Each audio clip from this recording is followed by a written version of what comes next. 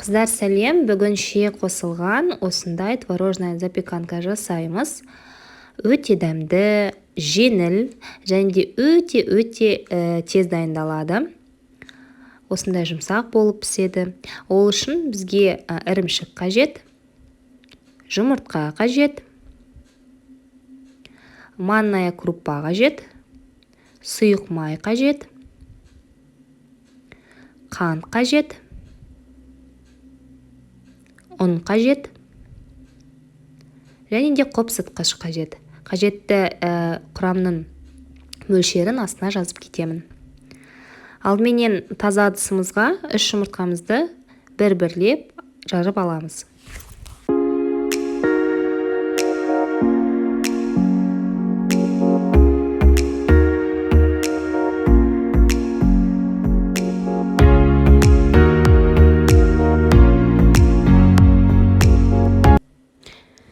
Кейін осы массамызға қантымызды қосып, миксермен үлкен болғанша жақсылап тұрып араластырып аламыз.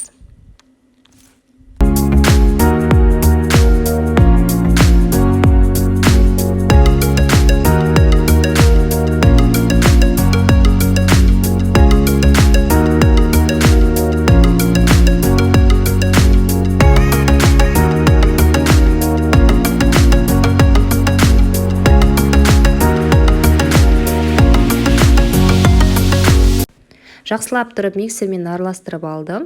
Енді осы массама мен ірімшік қосамын. Менің қолданған ірімшігім ол үйдің ірімшігі. Бірақ майлылығы маңызды емес, қандай ірімшік болсын қоса берулеріңізге болады.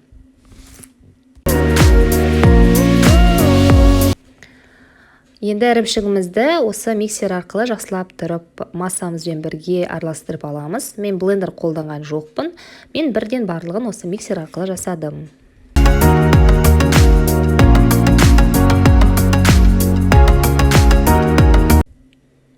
Енді дайын массамызға манная крупамызды қосамыз және де ұнымызды қосып, оған 1 шай қасық қопсытқышымызды қосамыз.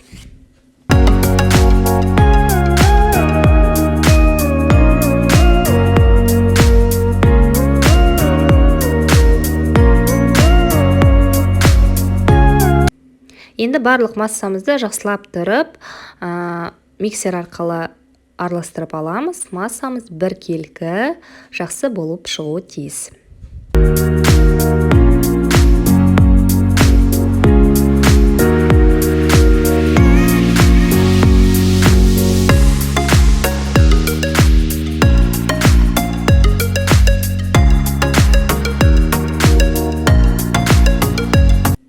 Енді массамызға сұйық майымызды қосамыз да жақсылап тұрып тағы да араластырып аламыз.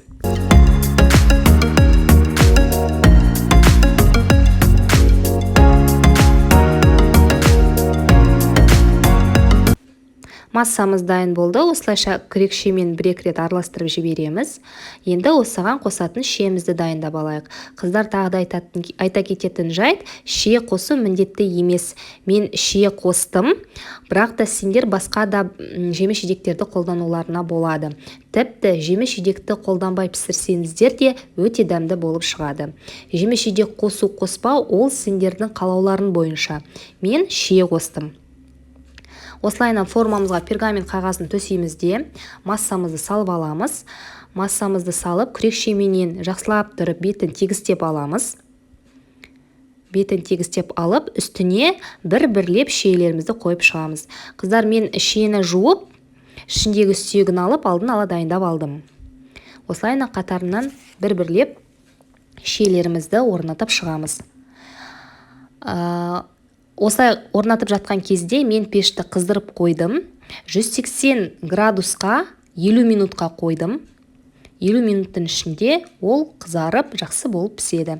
Бірақ әркімде пеш әртүрлі. Сондықтан да пештеріңізге қарай. Кейбіреулерде 40 минуттың ішінде пісуі мүмкін, кейбіреулеріне 50-55 минуттың ішінде пісуі мүмкін. Сондықтан да жарты сағаттан асқаннан кейін ағаш таяқшаменен қарап отыру керек. Міне қыздар, осындай болып менде шықты. Иісі деген енді өте керемет. Үйдің ішін осы шиенің иісі алып кетті.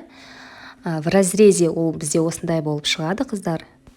дәмді әрі тез. Астарыңыз дәмді болсын.